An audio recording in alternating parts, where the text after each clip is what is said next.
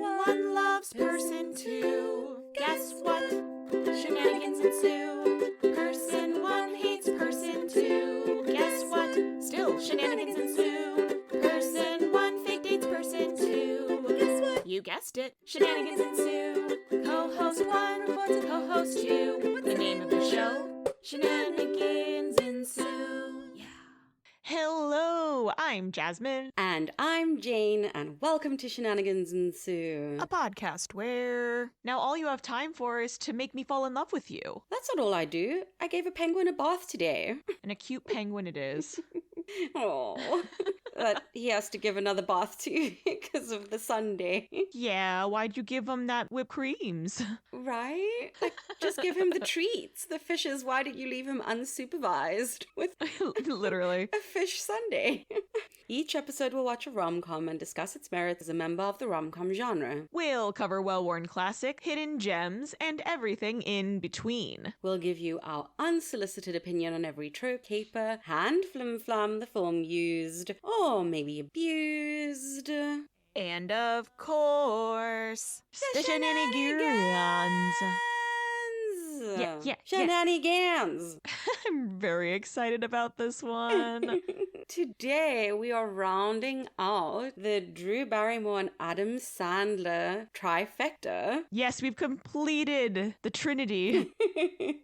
So if you haven't guessed yet, With many people's first encounter of the two together, if you're a millennial. yes, 50 51st Dates. What a fun film. Yeah, definitely. I haven't seen this in about a decade, I think. So it was definitely interesting coming to it again, grown or more grown, I guess. Right? When did this actually come out? The early aughts? Yeah, early aughts. Right. I would venture a guess around 2003. 2004. So very Ah. good. Very close. So yeah. And all I have are fond memories of this film. And I too had probably not seen this since, honestly, probably high school. So like before 2008. Yeah. I think now that we're talking about it, it is longer. COVID years make it so difficult for me to keep track of time. Yeah, we lost so many. Yeah.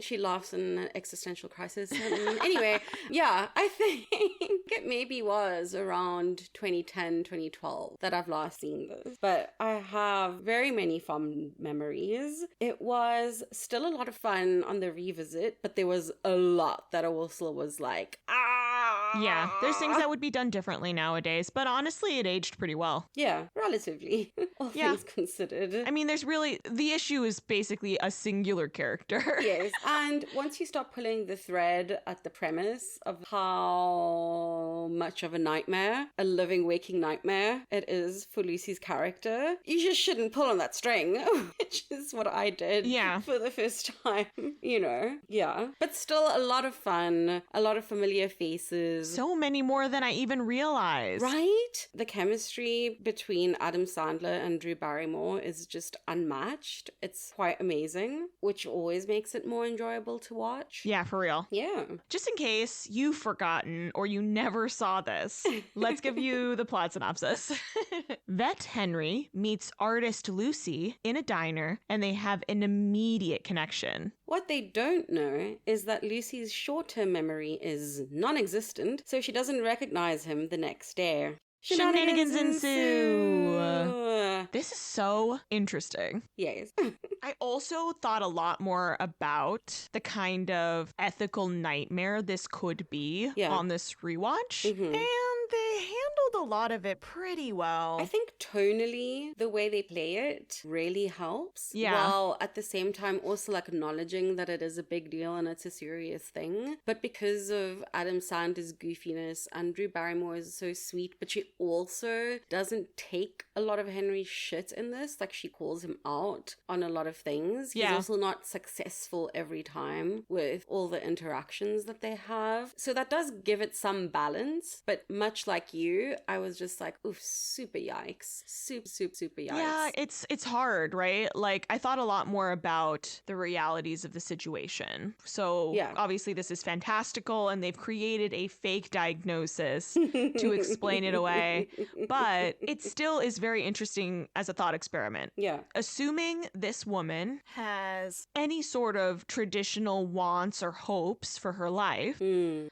that's a very important thing to assume. I don't know that it's explicitly stated at any point in the movie, but if she had any of those kind of traditional, I want to get married, I want to have a family inklings before the accident, then this is a love story and very sweet, and what a gift that it can still happen despite the circumstances. But it's very hard to get past the fact that like she has to start over every day. Yeah, and doesn't remember anything, and just the implications of the very mundane things about being in a relationship. So much care would have to be taken. I'm thinking of something like a disagreement, or in this case, like Henry, it would be so much easier for him to get his way. Like, there's just the implication, there's so many small things that will be impacted that both of them would have to take a lot of care navigating. I'm not saying it's impossible, but just something as minor as like, oh, well, I did the dishes last night, so it's your turn. You know, maybe this is a very cynical way of approaching this, but I was just struck a lot more about how vulnerable of a position she's in. Yeah. Although I do agree the way that Henry decides to handle it is way better than what her dad and her brother, bless them,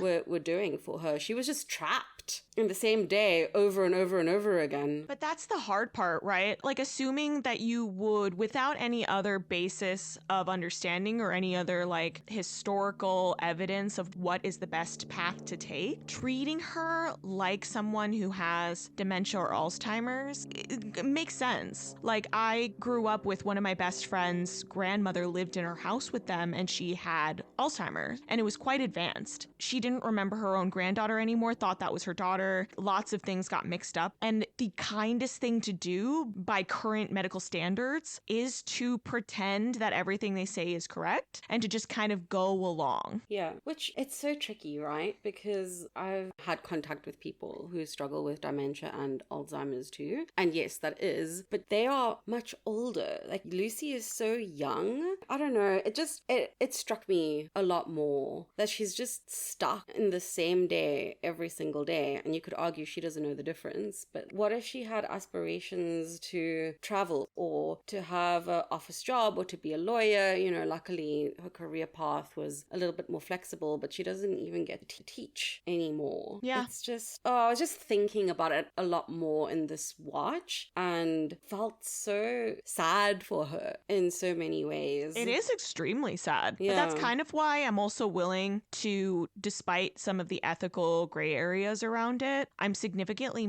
actually more receptive to the way that Henry goes about it, insofar as even just the repetition of their day-to-day lives and the things that she does all the time. The fact that she says, why couldn't I have met you a day before the accident? Yeah. And he's extraordinarily patient. Like, everyone around her is extraordinarily patient. And that's kind of the only thing you can do. No, she's certainly cared for. In lieu of anything else, Yeah. if you can't do the traditional things, Yeah. like the jobs that you might have loved and the teaching that she did, there are worse things than everyone around you caring so much that they make it as gentle as possible. They do find their feeting with it in the relationship, because at the beginning I was getting a bit frustrated. Oh yeah, it's Harry at the top. Yeah, where I'm like, what? It's so disingenuous. Like, what's your goal here? Just to win her for the day? Like, she's not getting to know the real you, and then she doesn't remember you. So they quite quickly move away from that. Like, it's entertaining, but when you think about it a little bit too much, you're like, well, what's your end game here?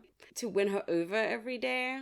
To score? Right. That was the whole thing at the beginning, is the first number of repetitions were predominantly for him to win the bet against the chef at the diner. Yeah. That's fun little bit for just the beginning. Yes. And I do appreciate that the cutaway from the game of the diner is the seriousness of the bad day. Yeah, we need And like that. the weight of the situation drops in, Yes. and he starts to treat it so much more seriously. And so like I really did try to take an extremely critical eye, expecting this to have aged extremely bad. And I was really impressed at the actual relationship between the two of them aging actually very well. Some of the jokes around them suck. A couple of the characters around them I'm not happy with. I would throw them away. Yeah. But the actual relationship is as solid as you could be given the circumstances. And very sweet, actually. Yeah. They genuinely care about each other, so that's super nice to see.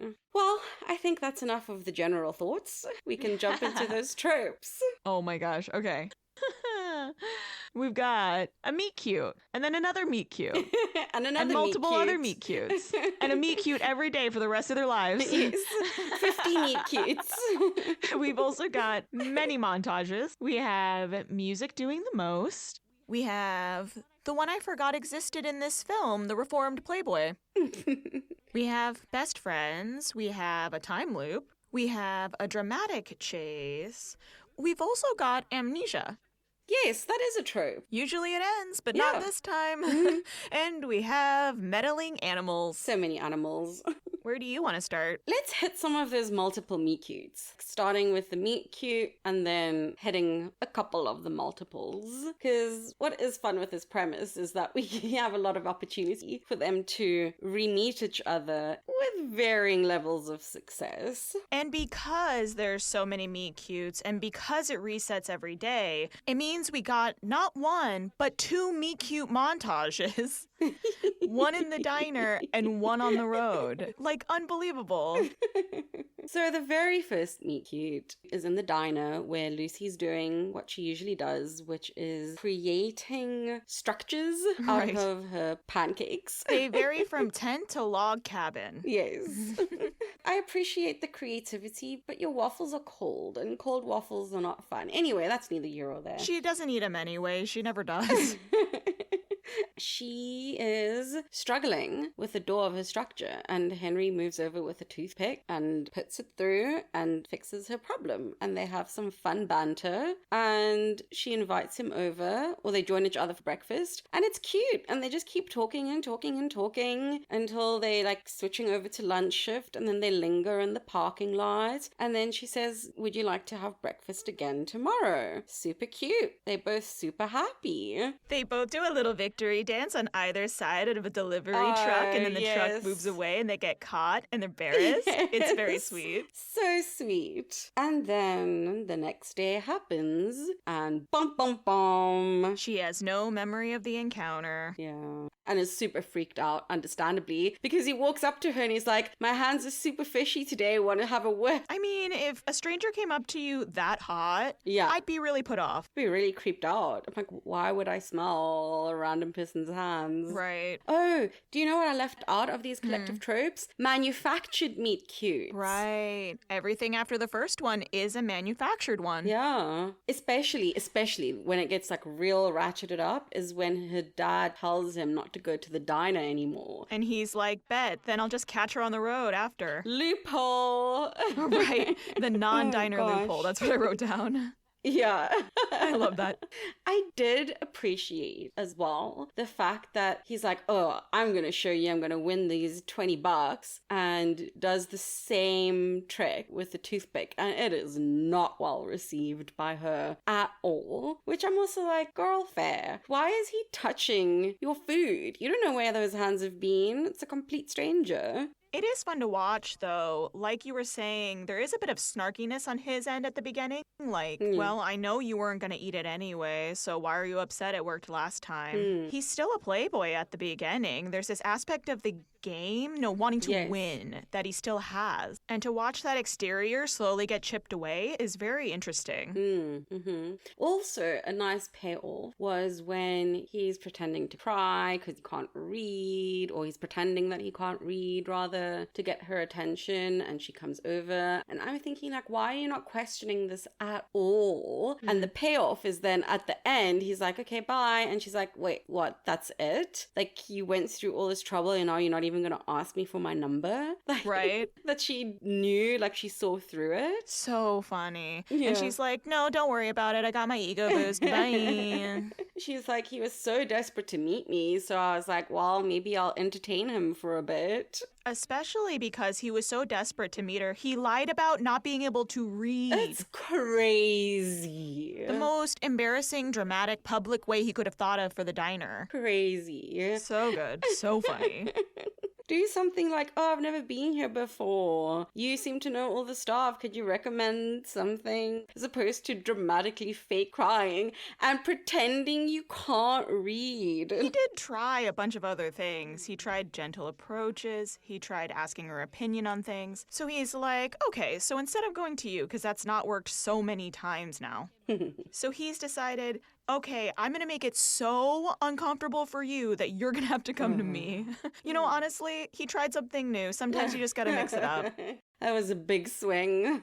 You'd think he'd have better game given all the tourists he's been hooking up with the last however many years. Truly. Some of the manufactured meet cutes. Oh, the first one, the very first one with the jumper cables. Yes, when he pretends to get shocked and then she's like, my grandfather died trying to jumpstart a car.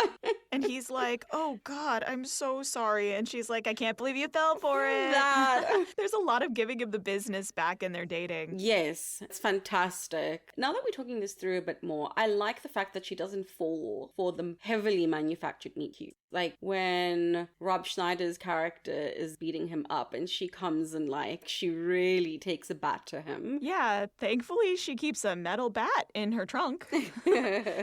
He gets absolutely demolished. In Afrikaans, you'd say, sy het hom gebliksem. Like, she beat him up. Like, she beat the shit out of him. I knew exactly which word was beat because you put emphasis on that bad boy. And she's like, not good enough. And he runs away after that. Like, girl, he's gone. He left. If you continue to pursue with a bat, now you're the one with the felony charge. Right? Like, you can't pursue. It's like exit pursued by a bat instead of a bear. Crazy.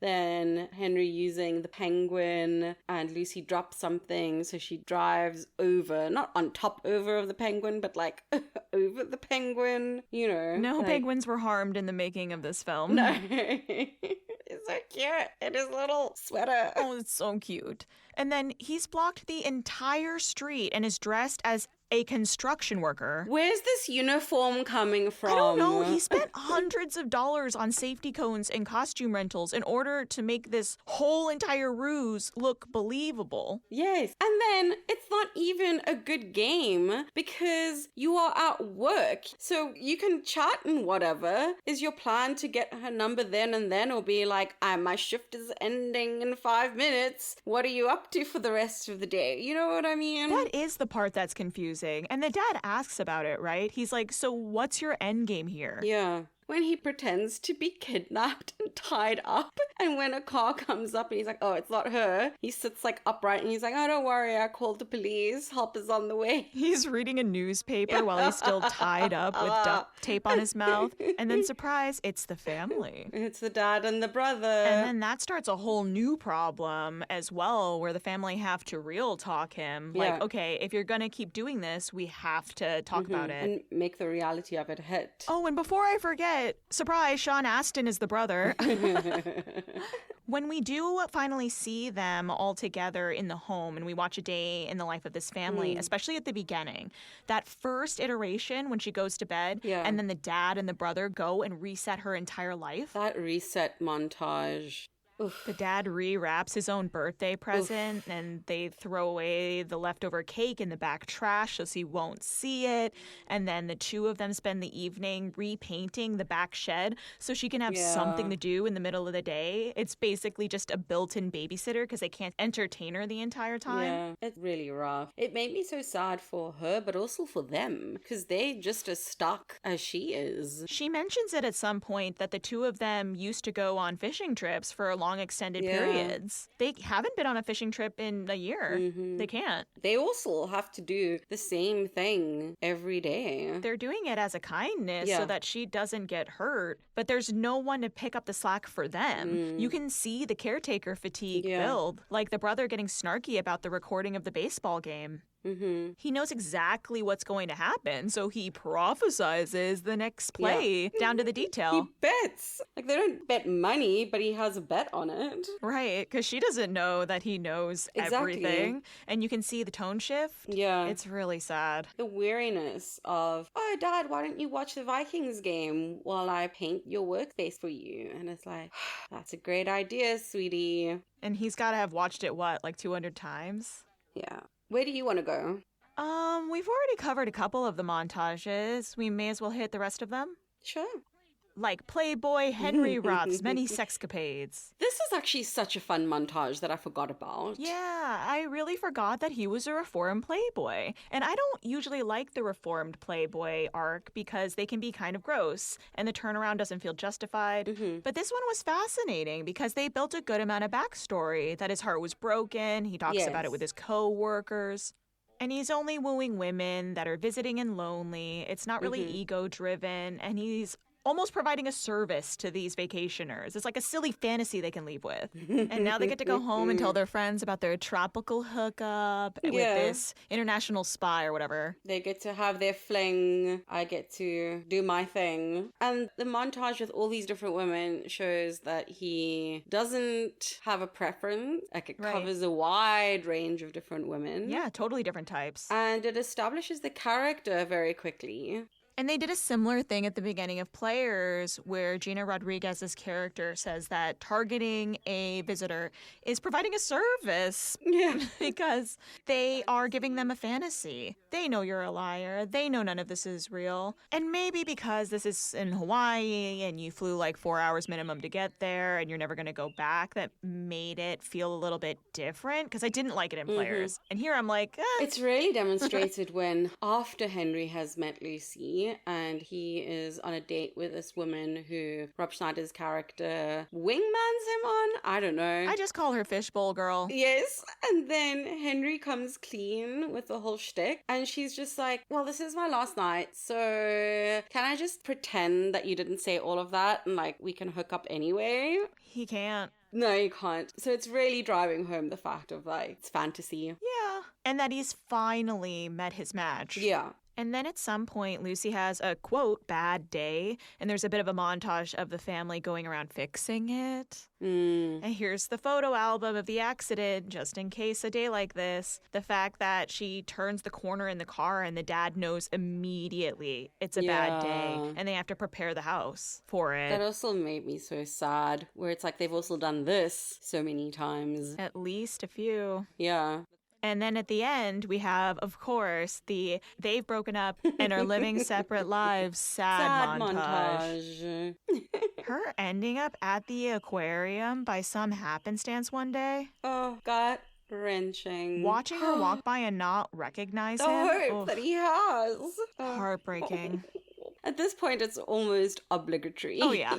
Towards the end, you get a sad montage. You have to. Yeah. I'm quickly gonna hit a couple of the music doing the most. Oh, please. So, in the reset montage, the song going is Just Another Day, which is very fitting. Then we obviously have the Throughline song, which has a lot of emotional and plot importance. The wouldn't it be nice if we could wake up in the morning when the day is new? You know, that song has so much impact in the film because the dad is like, I've realized she only sings on the days when she's met you. And it was her parents', I believe, either wedding song or favorite song they did together. Yeah. And then when Henry's about to go on his excursion, the dad gives him a CD with the song and he's like crying, screaming along. But he also realizes, oh wait, it's a clue that she might remember him, which is the start of the dramatic chase. So good. And then we have Adam Sandler original song, the Forgetful Lucy song, summing up their time together. Very cute. I believe that he has written and sang a song for every love interest of his with Drew Barrymore. Oh, I think you're right. I can't remember the blended song, but I do believe he sings to her when they're outside at night under like fairy lights and something. There's music involved in some way. And then I obviously love the Wedding Singers song that he does for her. And then this one. You're right. That's so sweet. And then we kind of mentioned the dramatic chase a little bit, but this dramatic chase, I was just laughing because I was like, this is so unnecessary. This is just dramatic chase for dramatic chase's sake. For context, he's been putting together the sailboat slowly so that he can study the natural behaviors of walruses. And it's been taking quite some time to get everything together and seaworthy. But he's finally done it, largely in part to Lucy breaking up with him and telling him he has to live his life. Yeah. And he finally sets sail. Mind you, the brother and the dad have come to wish him well as he sets sail with this sweet gesture of the gift they brought.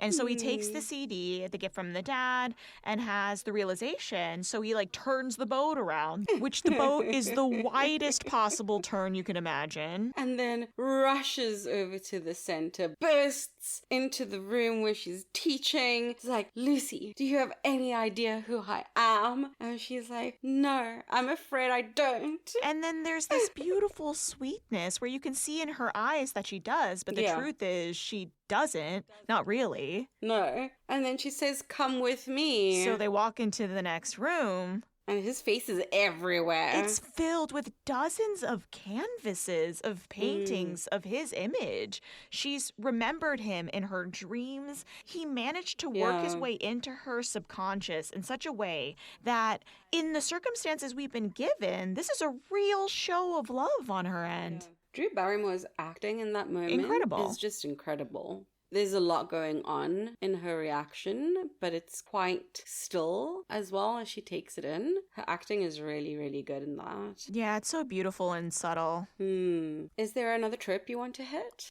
No. Actually, I feel like the rest of the tropes are wrapped up in the shenanigans. I love that he's a veterinarian. It's doctor adjacent. It's like the sweetness that he has with the animals. He's very caring. Yeah, these beautiful shots of the aquarium and the cool ways they can use that setting. There's so much you can play with there. It's so much fun. The thing that wasn't fun for me was the pew. I could have done without that. Yeah. I forgot it was coming, but I saw where it was going very quickly and I just looked away. It's like, I don't need this right now. Yeah, that's just more classic potty humor from him. Yeah, there's just something about throwing up and a lot on someone. It didn't help at all that it was the walrus.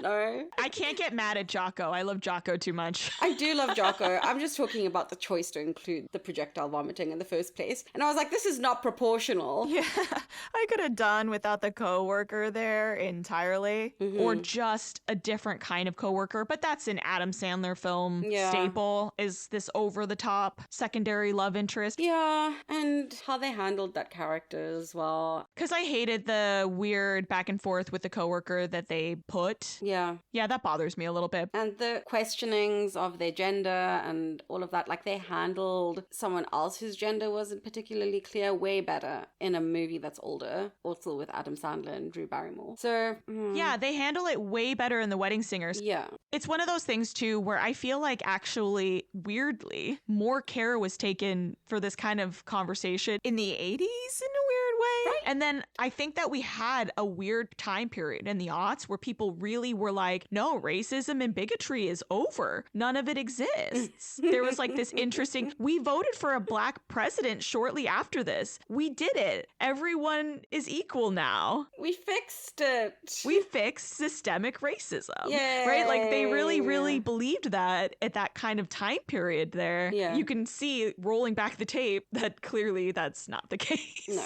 We were not quite far along enough for you guys to be pulling bad jokes like this. It was rough and it was just unnecessary. There are a few other jokes that are a bit questionable and inappropriate. Yeah. But that's kind of to be expected for a lot of films at the time. So yeah, it's not unique to this movie in any way, but still a bit uncomfortable. Yeah, uncomfortable, but like, again, for an aughts film specifically, I don't know why that time period is so hairy. Yeah. It actually ages really well for for an aughts film. Yeah, all things considered. We've seen way worse. Yeah, so much worse. We've also seen better, to be fair. This season, we had worse. Yes. The naked truth was worse. The what? What was it? Not naked truth? The hard truth? The ugly truth. The ugly truth, thank you. I don't remember. That's how much I hated it. Just take it again from the top. Nope. Okay. I want everyone to know I can't remember the name because that's how much I hated it. It was rough. That was fucking rough. On a fun note, yes. or a goofy, silly one at least. Another little throwaway thing at the aquarium. I find it so funny that the dolphins are called Mary Kate and Ashley. We love Mary Kate and Ashley. Which ones? Yes. Oh, the little shenanigans where he continues to work on the boat and the mast or something continues to break every time. Oh, right. So funny. Every time it starts so seriously, so sincerely. Yeah, it looks like it's gonna be fine. Captain's log Tuesday, 9 a.m. After the repair, we are now smooth sailing ahead. Slam. Shame. It's so funny. And I truly love a Star Trek reference, so please give me a captain's log all the time. It's very fun for me. More of the stuff that we didn't get into is just further implications. Like, they do talk about it, like what's going to happen in 10 years when she doesn't recognize herself in the mirror. Yeah. And then I was thinking about other things, like all the people around her will be aging. The one that freaked me out was like, how are you going to manage this when everyone has smartphones? Everyone has smartphones now. Right? Or something like, are they cutting her hair in her sleep for her or something? Like, just something as minuscule as that. You know, that sort of thing. Yeah. There's just so many implications. We do see some of it, like even the refilling of the shampoo and soap bottles. Yeah. But because they do that, then I'm like, oh my goodness, what about all this other stuff? Yeah, it's really disorienting. I do feel like the introduction of the videotapes, like the first time they try it into the end, must help the situation a ton. Like, you don't need to be playing those games if you just hit her with the info at the top of each day. You can just catch her up right at the end. I understand the reveal is for us, the audience, but the horror of waking up and you married and you have a 4-year-old with no warning for that in between. Yeah. Seeing the birth of your kid, being pregnant, first birthdays. Like, I know. Don't come for me. I do understand it's for our benefit as the audience, but it just left me a bit horrified now of seeing it as an adult. Yeah, that was another instance where, like, I actually like the ending even more than the first time because I do think that they took enough care establishing that she clearly knows these people in her subconscious. Yeah. That is something her brain is capable of doing. So even though each day is technically a fresh start, I'm sure that, like, slowly but surely there's some accumulation. There's got to be an accumulation of some sort, whether or not she's registering the accumulation in the front of her memory in the short term. Only because if there isn't an accumulation of the feelings of love and affection and this long-term relationship between the husband or the daughter, then she wouldn't be dreaming about him and remember his face in her dreams. For the sake of this film, there is a part of her brain that is storing the information, whether or not she is actively tapping into it. I buy that for the Adam Sandler character. I buy that for her and Henry. If it had just been, she wakes up, she's in Antarctica, he's like, come have breakfast with me whenever you're ready, and she has her wedding ring on, so like clearly, but it just bothered me a lot more this time that, surprise, here's a kid, it's not even a baby, like it's a fully functioning child with zero context. What about the kid feels different to you than their relationship? That you have absolutely no introduction of this kid at all. Like, she doesn't even know the kid's name.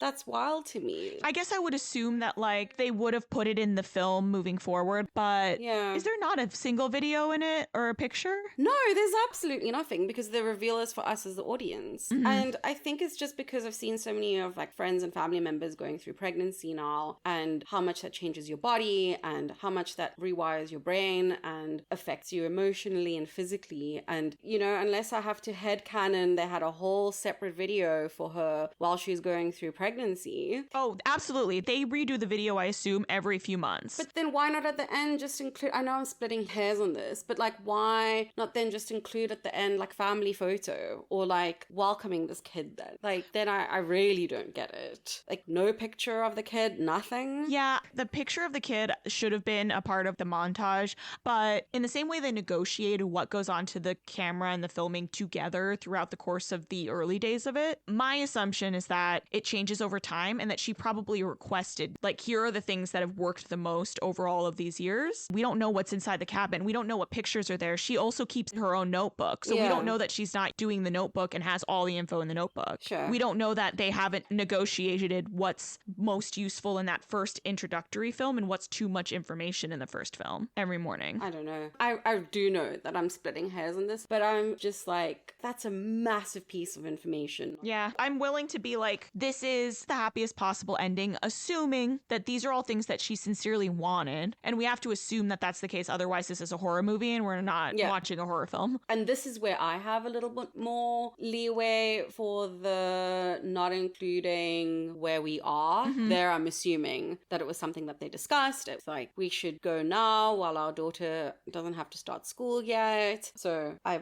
buy that. Yeah, that's such an impossible thing too. What is enough information to get you up in the morning to start your day? Yeah. And what is so much that you've overwhelmed a person and they're never getting out of bed again? That's true. I don't know. I don't know what the line is. Oh, I shouldn't be pulling this string at all, but I'm just thinking, like, imagine she's in labor. Oh no, it just resets when she falls asleep. Because it's like, imagine being in labor and it crosses over to the next day and you wake up and you're like, what is going on? Although still waking up postpartum, that must have been one hell of a bad day. I have to imagine the first year after the baby is born had to be predominantly bad days. Like, there's no way, especially the hospital. If you're waking up in a hospital, that's a bad day. Yeah. You're just managing the fallout. Or like, babies don't sleep through. They wake up like 6, 7, 8, 9, 10, 12 times in the night. So waking up in the middle of the night to a random baby screaming while your husband is lying next to you or a strange man is lying next to you, like, it would have been interesting how they worked that out. That's another one of the ones where I assume, based on the way that they've built this, unless he has some secret way of having an alarm that doesn't wake her up, the only way this is feasible is he sleeps in another room. Yeah. Even if they sleep together, he gets up, he sleeps in another room. He probably slept in a separate room and handled all of the baby stuff by himself the entire time. There's no way to do it otherwise. They would have had to soundproof that room or live in separate homes because he's still hearing a baby crying in the night. Yeah.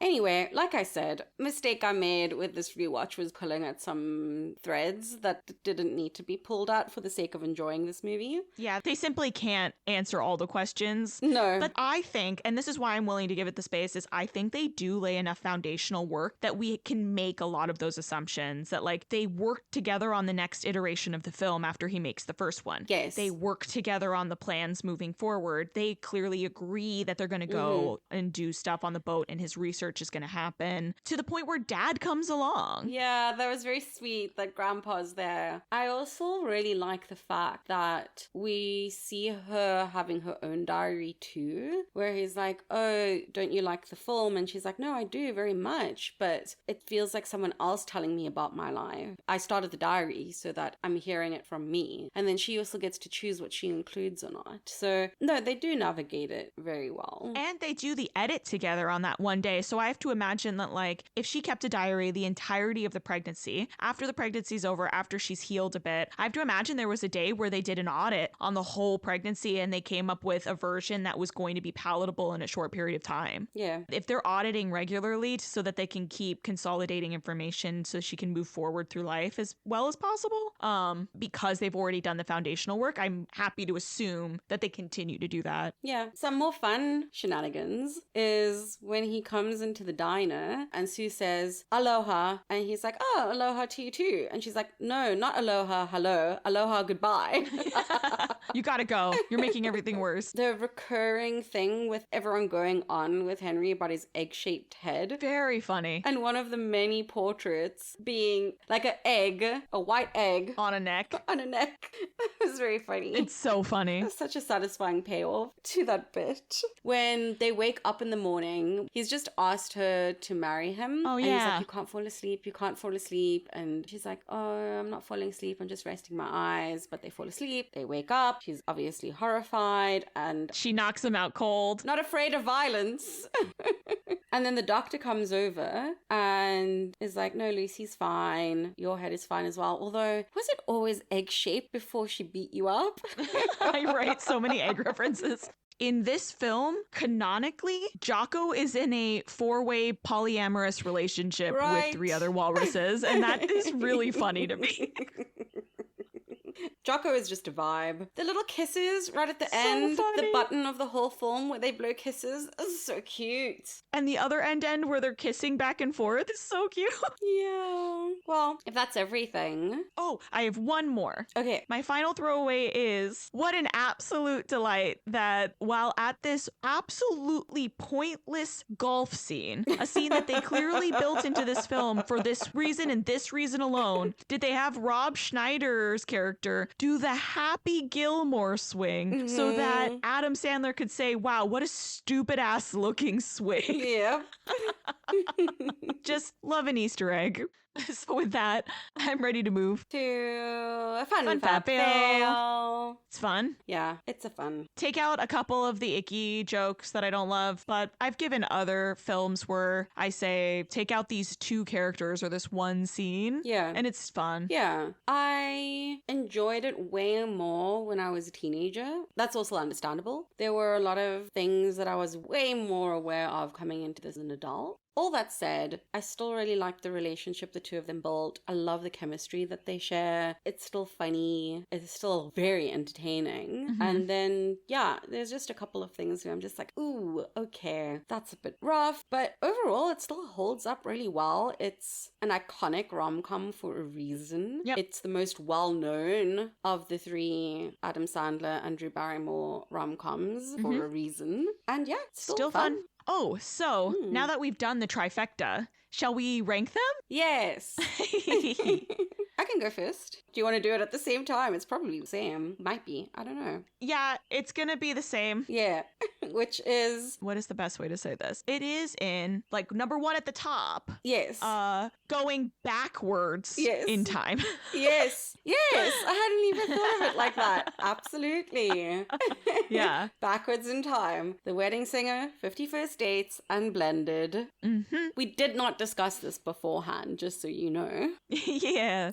I think, like, in a lot of ways, I almost like the actual relationship between the 2 leads in 51st Dates the most out of the 3. Oh, interesting. Yeah, I think that I like the way that it plays out slightly more than in the Wedding Singers version. Like, I do think that's Sweet Couple too, but I hate her boyfriend so bad in that. Yeah, that she's with someone. Yeah, in 51st Dates, it's so clear that they should be together after the first bad day where he really turns the corner on being a playboy. But holistically speaking, the film as a whole, Wedding Singer wins. Yeah. For me, Wedding Singer, the relationship, even though we have the ickiness or the discomfort of her fiance and that they're getting together kind of, or at least getting feelings involved while she's engaged to someone else. Yeah. What I like about their relationship in The Wedding Singer is that it starts purely as friendship. Yeah. And they build on it from there. And the slow burn of it. Whereas with this, it's kind of, they're half getting to know each other because they're having to restart every day. But I still think the relationship is very sweet and grounded. It feels grounded considering how fantastical the premise is, you know? Yeah. Well, And that's all to say that at the end of the day, Blended loses. Yes. We're not even talking about it. There's no way to know, but Blended's the worst. Okay. That's the takeaway. The way I've blocked out so much of the film, which is why I didn't speak about it, because I don't remember It was much. boring and did not care about South African culture enough. Yes, at all. And I was going to say there was something about like just making Africa this one homogenous thing when we are clearly in South Africa. Anyway, let me not. It's okay. Let's go to Give Me the Cheese. Please. Yeah, so I'm excited. This is, Okay. yeah, I'm ready. Great. Okay, cool. 3, 2, 1. Ritz Lukewarm handy pizza. snacks. Ooh. I don't think I know what yours is. Oh, I'll go into it. But yours is great because it's neither hot nor cold. The 2 ways you have to eat pizza. Exactly. I appreciate your specificity in both collaborative artistic endeavors and in our friendship. Aww. Who knows where we were before? Do you want to do this one first? I think Yeah, last sure. time we recorded, I went first. Okay, sure. Okay, I'll go first. Okay, lukewarm pizza. As Jasmine has already said, it's in the middle, which is ironic. It's in the middle of the rankings between these things. Also, the very specific thing that I'm thinking of is, you know, when you are sitting down and you're ordering a pizza and the pizza comes and it's delicious and wonderful, but it's just a couple degrees cooler than you feel that it should be coming straight out of the pizza oven. And so there's like a little bit of disappointment in that because it's And like, there's a timer on how long you can eat at the table. exactly. Like, I'm still going to eat the pizza. It's not dramatic enough that I'm going to now send it back to the kitchen or anything like that. But Don't it's take just, it. Yeah, it's just not experientially the same as what you know that it should be. Reheated pizza is also delicious, but I mean, we know we've spoken about this at length. There's something about the first times of watching this film that was like pizza straight out of the oven. It's still good. Don't get me wrong. It's still really, really good. But there's just something that's a little bit not quite right, which makes it not quite as enjoyable. Right. It's just doesn't hit the same. Yeah. It's not like, because I actually went back to look at what I gave Blended, which was a 2-day-old broccoli cheese salad. Oh no. There's no saving that. This is not that. This is still great. It's still delicious, still wonderful. I but just need to either put it in the fridge or put it back in the oven. exactly. Like, now I have to take it home so I can reheat it and enjoy it, you know? And it's not the same. I like it. That makes sense. Mine was Ritz Handy Snacks, Yeah. which is, for people who don't remember or don't recognize the name like this, you, in your lunchbox in America, would okay. get these little, like the size of my hand laid flat in a rectangular package. You'd peel the cellophane off the top, and there would be a section of your rectangular Ritz and a plastic flat red spatula. And in the little other segment is a little cup of room temperature, shelf stable cheese product. The cheese product? Question mark. And so you would take your little rectangular Ritz and you would take your red spatula and you would scoop some cheese and gingerly place it on your Ritz cracker and you'd eat it. And it was just an accoutrement to the rest of your lunch. This is for a few reasons. I probably ate the most of those in the aughts, if I'm being real. So it's an homage to that time period. I loved me a Ritz cracker snacky pack. Also, like, it's a little bit salty. It's a Yeah. little bit crunchy at times. Some of the areas that I'm not super comfy with. The relationship itself is, unfortunately, by nature of the brain injury, manufactured and a little bit fake. They obviously are doing the work, for lack of a better term. He's in her bones.